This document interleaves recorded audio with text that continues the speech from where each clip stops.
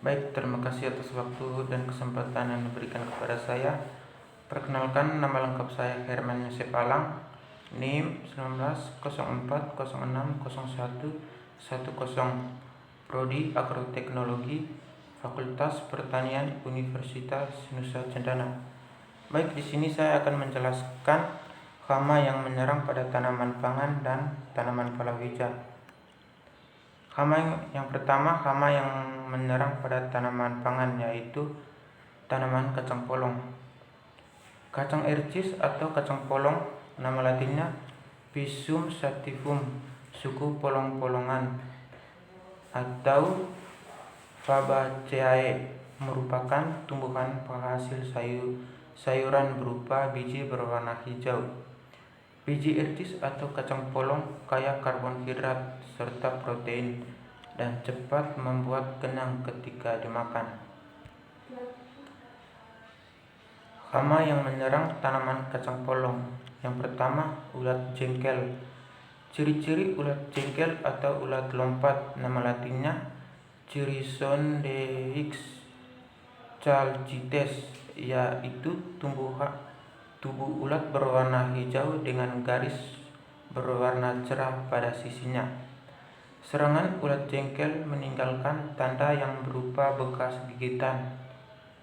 Fase ulat berlangsung sekitar 11-13 hari dan kemudian menjadi pupa. Pupa yang berada di dalam tanah atau di bawah daun diliputi oleh benang halus berwarna putih.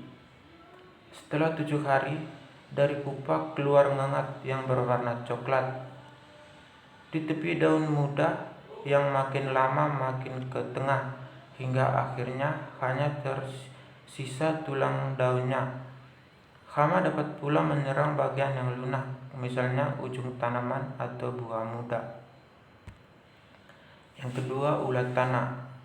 Ulat tanah atau nama latinnya Acrotis epsilon, yang memiliki panjang tubuh sekitar 3-5 cm ini memiliki punggung yang berwarna coklat tua sampai kehitaman, dengan bagian perut yang berwarna lebih muda.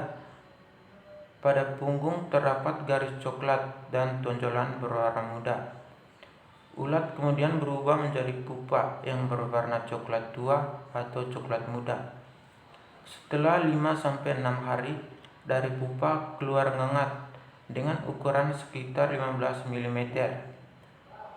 Sayap muka ngengat berwarna coklat kelabu dan di bagian tengahnya terdapat tonjolan berbentuk ginjal. Ulat tanah menyerang tanaman yang berumur sekitar 1-30 hari.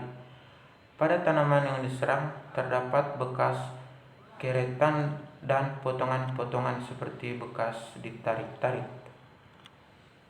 Yang ketiga, ulat kapri. Ulat kapri aktif menyerang tanaman kacang polong. Siklus hidup lalat kapri berlangsung selama sekitar 20 hari. Larva lalat kapri meninggalkan bekas gigitan pada bagian hijau daun yang semakin lama semakin meluas, hingga akhirnya helai daun habis dan hanya meninggalkan selaput tipis di permukaannya. Yang keempat, ulat penggerek polong. Ulat penggerek polong atau nama latinnya Ethela zinkenella yang berkepala hitam ini mula-mula memiliki tubuh yang berwarna hijau pucat, kemudian menjadi kemerahan. Tubuh ulat polong berbentuk silindris dengan panjang sekitar 15 mm. Serangan ulat penggerek polong menyebabkan permukaan polong tampak diselubungi benang-benang putih yang apabila disingkap akan nampak larva hama di dalamnya.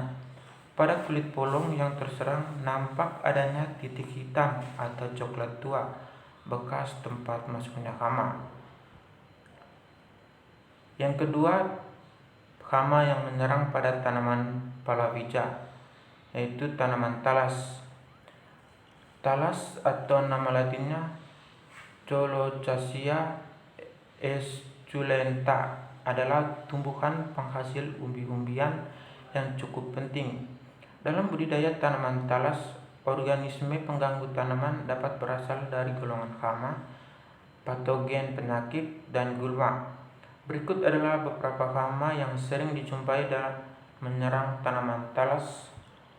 Yang pertama, ulat Hepation calerno. Ulat berukuran besar yang memakan helai daun tanaman talas.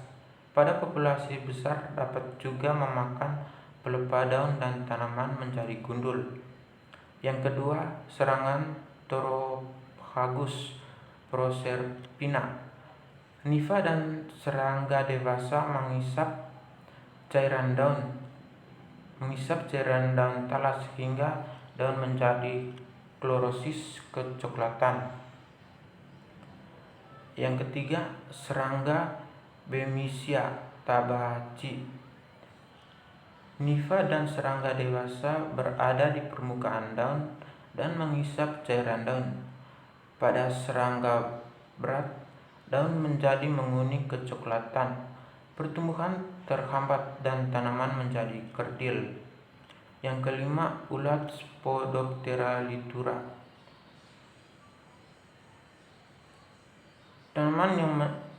Hama yang terserang oleh kelompok ulat yang masih kecil akan kehilangan lapisan epidermis sehingga menjadi transparan dan kering.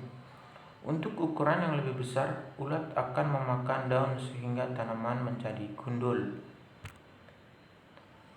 Yang keenam, Apis goispi.